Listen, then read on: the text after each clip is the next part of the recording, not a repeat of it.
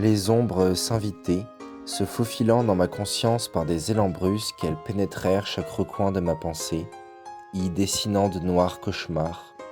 D'elles, les plus arides sentiments m'habitaient, et d'eux naquirent la radicalité, la colère.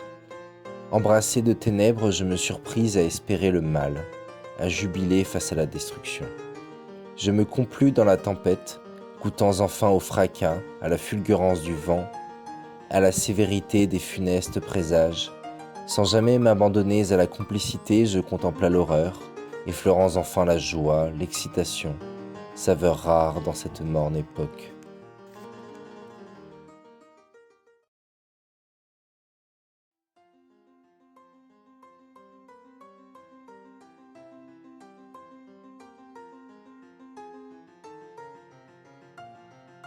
Parfois, quand la fatigue et l'ivresse surent calmer cette démence, je réalisai l'origine profonde de tout ceci.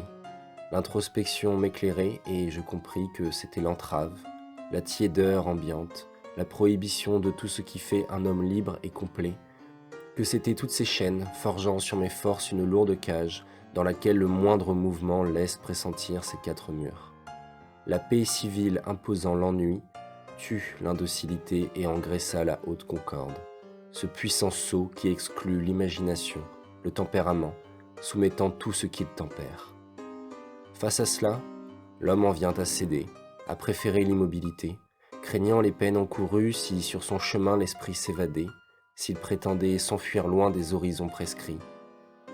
Sensible aux menaces proférées, solitude, isolement, austérité, ainsi il préféra toujours s'accommoder, se taire, feignant d'oublier son devoir éternel, l'ordre descendant, recouvrer et défendre ce qui, de naturelle légitimité, est sien. Il m'est, hélas, impossible d'ignorer cette suggestion, et celle-ci, empoisonnant mon sang et mon esprit, crispe ses serres sur ma quiétude et souille mes droits.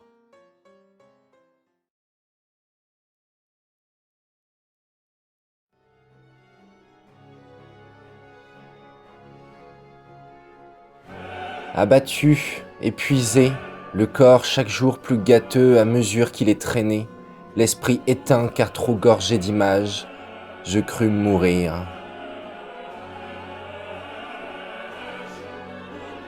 Chaque instant semblait une éternité, toute ambition un mirage, voguant en mes rêves eux aussi devinrent fades, le présent était un venin froid et perfide, insufflant sa noirceur jusqu'à mes plus intimes songes.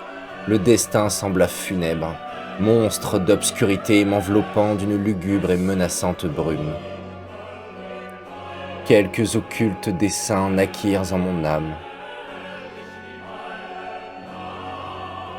Et lorsque le cœur fut assez étouffé, que l'essence se perdit suffisamment pour s'oublier elle-même, et que le regard, trompé, ne sut plus se détourner de la tentation, alors vinrent les ténèbres secrètes. Dévorant le monde, elles se réjouissaient d'enfin m'atteindre.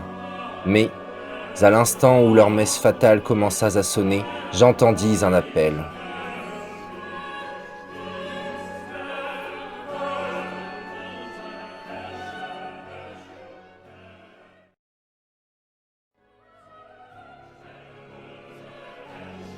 Il provenait de la forêt d'où s'échappaient des chants et des mélodies que jamais encore je n'avais écoutées.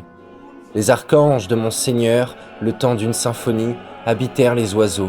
Ils entonnaient à travers eux, ils sifflaient le vent, soufflaient le balancement des arbres, exaltaient les bois pour former cette grande invocation. Je ne sais d'où en moi je trouvai cette dernière force, mais je la saisis pour suivre l'invitation de la forêt. Là-bas, je découvris un mystère. Là-bas, l'on m'enseigna ce qui réside et doit résider dans le cœur des hommes, et qui leur fut arraché. Dans la glorieuse solitude des bois, j'aperçus cette nature qui est la nôtre, le règne de la force et de la liberté. Dans la majesté de la sylve, je reçus le devoir éternel, l'ordre de devenir le héros. Là-bas, je reçus le repos. La loi en demeure loin, l'hypocrisie y est bannie, la laideur absente. Et ainsi je fus sauvé.